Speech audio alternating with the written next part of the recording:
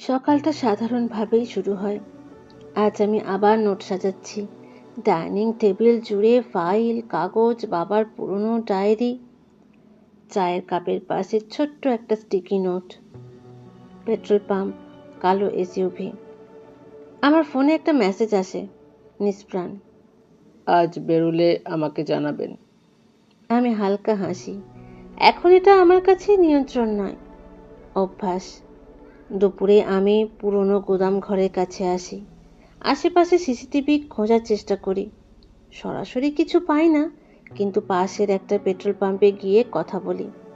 Manager প্রথমে অস্বীকার করলেও পরে বলে, সেদিন একটা কালো এসইউভি ছিল, নাম্বার পুরো দেখা যায়নি। আমি পেট্রোল পাম্প থেকে বেরিয়ে আসি। বাড়ির পথে হাঁটা ধরি। হঠাৎ ফোন বেজে ওঠে। দেখি নিষ্প্রাণ। হ্যালো, স্নিগ্ধা, আপনি কোথায়? আমি একটু অনুসন্ধানে এসেছিলাম, এখন বাড়ি ফিরছি। ওয়েট, আমি আসছি। লাইন কেটে যায়। অদ্ভুত, আমাকে কিছু বলার সুযোগ না দিয়েই নিষ্প্রাণ লাইন কেটে দেয়। কিছুক্ষণ পরই একটা কালো এসইউভি এসে দাঁড়ায়।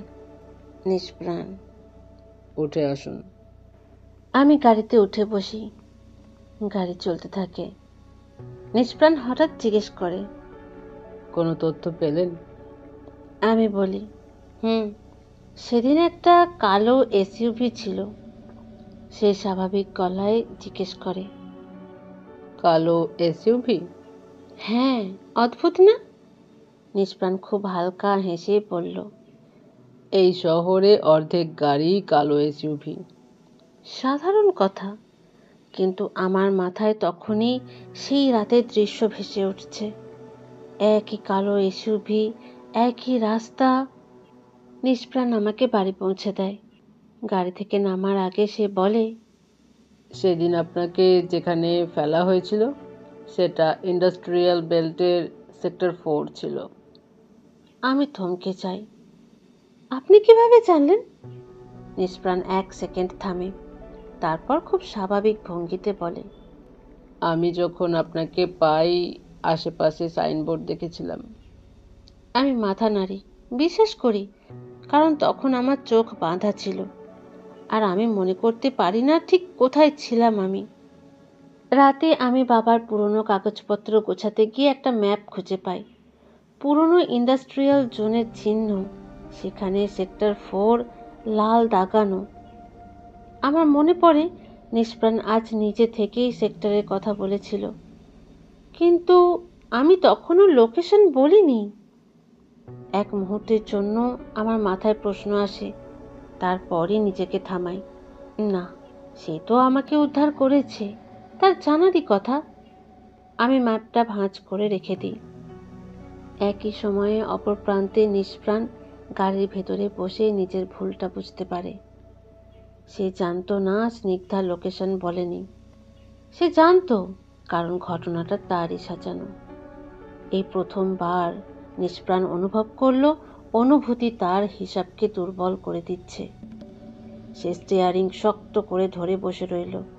একটা ছোট ফাঁক, খুব ছোট, হয়তো গুরুত্বহীন, তবু প্রথমবার সে বুঝল সে নিখুঁত নয়।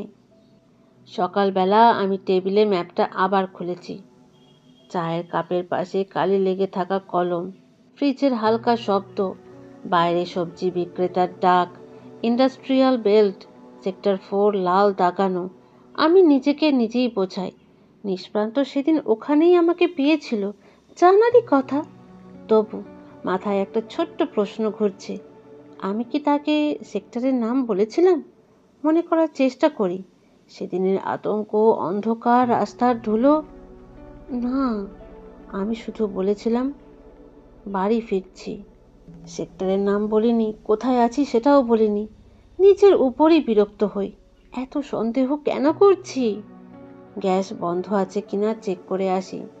নিজেকে ব্যস্ত রাখতে চাই, কিন্তু প্রশ্নটা থেকে যায়। দুপুরে আমি আবার সেই পেট্রোল পাম্পে যাই। আজ রোদ খুব বেশি, ডিজেলের গন্ধ, টায়ার বদলানোর শব্দ। ম্যানেজার এবার একটু নরম। লোকটা কি পুলিশ ছিল? সে হেসে জিজ্ঞেস করে। আমি থমকে যাই। কোন লোক? যে পরে এসেছিল সিসিটিভি নিয়ে কথা বলতে। আমার বুক ধক করে ওঠে। কবে?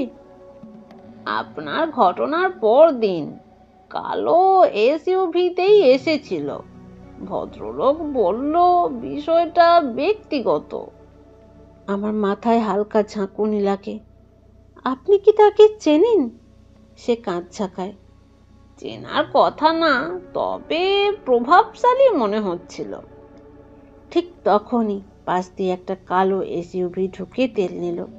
অকারণেই আমি তাকিয়ে রইলাম। আমি নিষ্প্রাণকে এসব কিছুই বললাম না।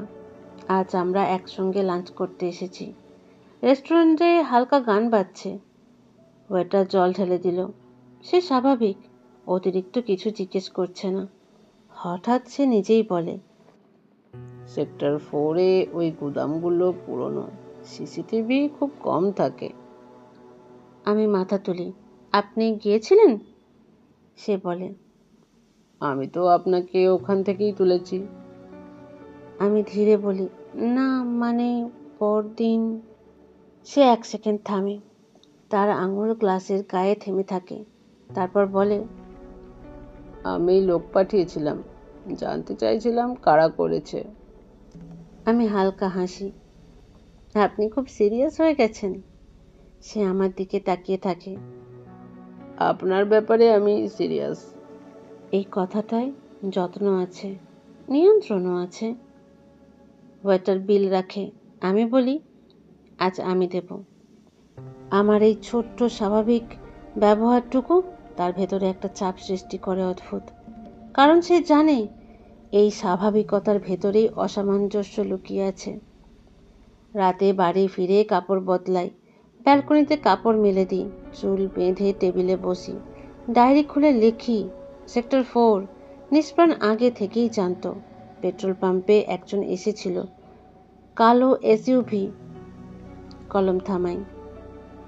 নিষ্প্রাণের গাড়িটাও তো কালো এসইউভি। তারপর নিজেকেই থামাই। এগুলো কাকতালীয়। এই শহরে অনেক কালো এসইউভি আছে। তবু আজ প্রথমবার আমি ঘটনাগুলো লিখে রাখলাম। আগে লিখতাম না। ডায়েরি বন্ধ করে লাইট নিভিয়ে দিই। তবু ঘুম আসে না। একই সময়ে অপর প্রান্তে নিষ্প্রাণ। সে বাড়িতে বসে রিপোর্ট দেখছে। টেবিলে ল্যাপটপ, অর্ধেক খাওয়া কফি ঠান্ডা হয়ে গেছে। তার লোক জানিয়েছে। মেয়েটা আবার পেট্রোল পাম্পে গিয়েছিল। সে চোখ বন্ধ করে। সে বুঝেছে সে দ্বিতীয়বার একই ভুল করেছে। অপ্রয়োজনীয় তথ্য নিজে থেকে বলেছে। সে উঠে জানালার কাছে যায়। নিচে তার কালো এসইউভি দাঁড়িয়ে। হঠাৎ গাড়িটা তার কাছে আলাদা মনে হয়। ভিডিও কলে সে মাকে বলে, আমি সব ঠিক সামলে নেব।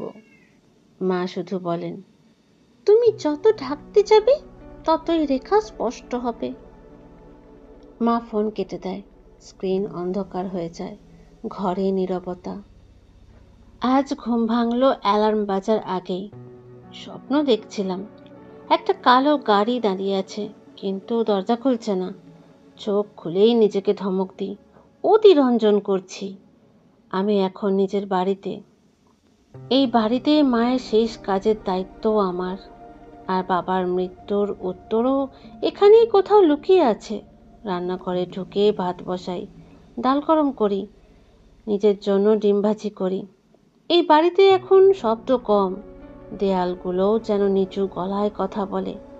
মোবাইলটা টেবিলে উল্টো করে রাখা, তবু মাঝে মধ্যে চোখ সেদিকে চলে যায়। নিষ্প্রাণ আজ সকালেই মেসেজ করেছে। ঘুম কেমন হলো? স্বাভাবিক, যত্নশীল। আমি রিপ্লাই দিই, ভালো। আমি মেসেজ টাইপ করি। আমি লিখি, কাল আপনি কোথায় ছিলেন? লিখে আবার মুছে দিই। না, এভাবে শুরু করা যায় না। দুপুরে কলকাতার অফিসে আজ আমার অনলাইন মিটিং ছিল। আমি এখান থেকেই লগ ইন করি। ল্যাপটপের স্ক্রিনে পরিচিত মুখগুলো ভেসে ওঠে। ওরা জানে আমি মায়ের কাজের জন্য কয়েকদিন রাঁচিতে থাকবো। কেউ বলে, ফিরছো কবে? আমি হেসে বলি, শিগগিরই। আমি বলে তো দিলাম, আমি কি সত্যিই ফিরতে চাই? নাকি উত্তর না পাওয়া পর্যন্ত যেতে পারবো না। মিটিং শেষ হতেই আমি মোবাইলে সার্চ দিই, industrial belt sector 4 CCTV coverage Ranchi. Net slow, page open হতে সময় নিচ্ছে। ঠিক তখনই নিষ্প্রাণের কল। খেয়েছো? তার কণ্ঠে নরম স্বর। আমি বলি, হ্যাঁ, আপনি? মিটিংয়ে আছি, পরে কথা বলবো। কল কেটে যায়। ছোট্ট স্বাভাবিক কথোপকথন, তবু বুকের ভেতরটা যেন কেমন একটা করে ওঠে। হঠাৎ খেয়াল হয় নিষ্প্রাণ আজ আপনি থেকে তুমি করে বলছে। বিকেলে আজ ইচ্ছে করে বাড়ি থেকে বেরোলাম না। মায়ের পুরনো ট্রাঙ্কটা খুলতে গিয়ে কিছু কাগজ পেলাম। বাবার মৃত্যুর সময়কার মেডিকেল রিপোর্টের কপি। লেখা হার্ট অ্যাটাক, খুব পরিষ্কার, একদম নিয়ম মাফিক। আমার যেন মনে হয় খুব বেশি নিয়ম মাফিক। হঠাৎ মনে হলো সেক্টর 4-এর রাস্তা দিয়ে একবার গেলে কেমন হয়, সেদিন যেখানে আমাকে ফেলে গিয়েছিল। আমি নিজেকে বলি, কাকতালীয়, শুধু রাস্তা।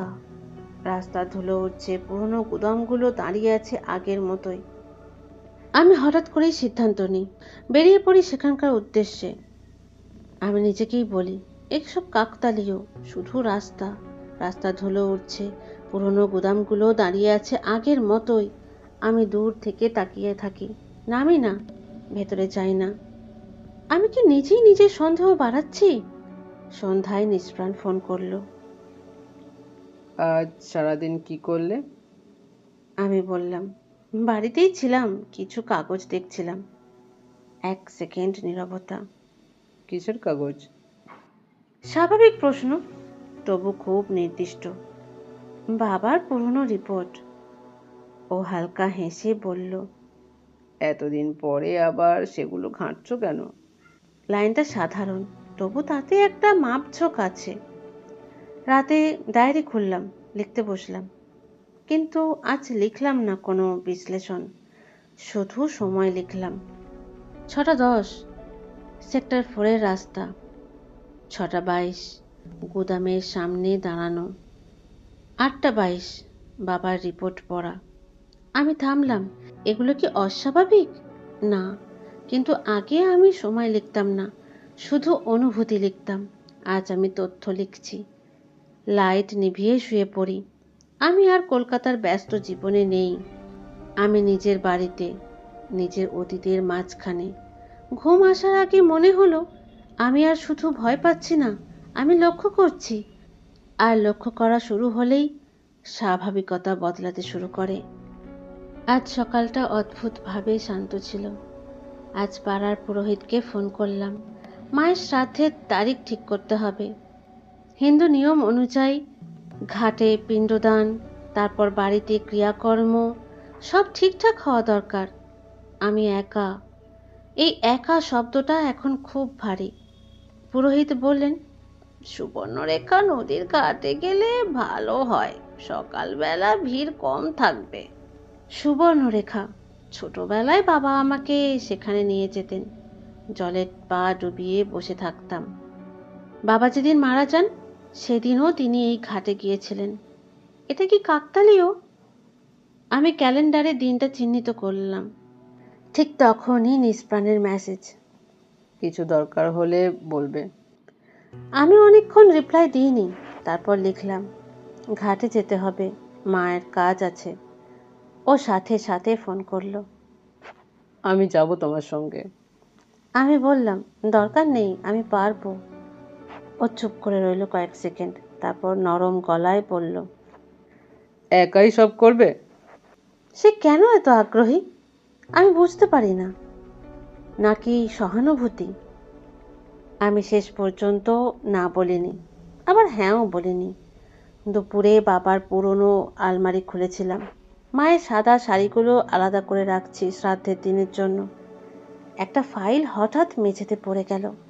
তার মধ্যে হাসপাতালের বিলের কপি। তারিখটাতে চোখ আটকে গেল। বাবার মৃত্যুর আগের দিন, একটা লোকাল ক্লিনিকের প্রেসক্রিপশন। কিন্তু রিপোর্টে তো সরাসরি হার্ট অ্যাটাক লেখা ছিল। এই প্রেসক্রিপশন কেন? আমি এটা আগে দেখলাম না কেন? মোবাইল বেজে উঠল। নিষ্প্রাণ। কি করছো? আলমারি গোছাচ্ছি। পুরনো কাগজপত্র পেলে খুব বেশি মাথা ঘামিও না। সে বলল হালকা হাসি দিয়ে। অনেক সময় পুরনো জিনিসে উত্তর থাকে না। আমি চুপ করে গেলাম। আমি তো ওকে বলিনি কাগজ পেয়েছি। বিকেলে আমি একা সুবর্ণরেখা নদীর ঘাটে গেলাম। আজ শুধু জায়গাটা দেখে আসা। ঘাট প্রায় ফাঁকা। জলের ওপর রোদ পড়ে সোনালি রেখা তৈরি করেছে। আমি সিঁড়িতে বসে রইলাম। বাবা এখানেই এসেছিলেন সেদিন। মাও কি কিছু জানতেন? হঠাৎ পিছন থেকে কণ্ঠ। স্নিগ্ধা। আমি চমকে উঠলাম। নিষ্প্রাণ। আমি বললাম, তুমি তো বলনি আজ আসবে। সে হেসে বলল, মনে হয়েছিল তুমি একাই আসবে, চিন্তা হচ্ছিল। চিন্তা? তার চোখে ক্লান্তি আর অদ্ভুত এক চাপা দৃষ্টি। আমরা পাশাপাশি দাঁড়ালাম। জল বয়ে যাচ্ছে। সে বলল, এখানে সব শেষ করে দাও, শান্তি পাবে। সে সব বলতে কি বোঝালো? মায়ের কাজ নাকি আমার খোঁজাখুঁজি? আমি জলের দিকে তাকালাম। আজ শুধু জায়গা দেখে গেলাম।